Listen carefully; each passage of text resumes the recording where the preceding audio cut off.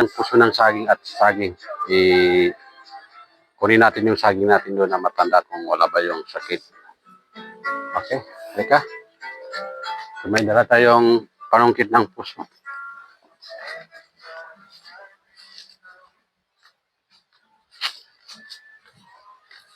Ito mga ka-farmers, hindi kayo taga-bundok pag wala kayo nito. Tanglad, napakakapalang mga tanglad natin dito mga ka-farmers. Pakita mo sa video. So yan. So ito yung mga tanglad natin. Okay, so kunin natin yung puso dito. Ito yung ating puso. Yan. So masarap na pang prito. Puso ng saging. Yan. So tanggalan natin bawasan natin yung dahon niya para tumaba rin yung kanyang laman, yung kanyang saging. Yan. Kasi dagdag pa yan na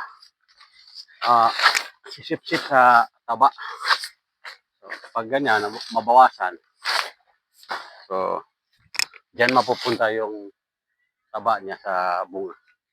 So, puntahan natin yung saan ba yung matanda na saging dito ba? Stop mo na.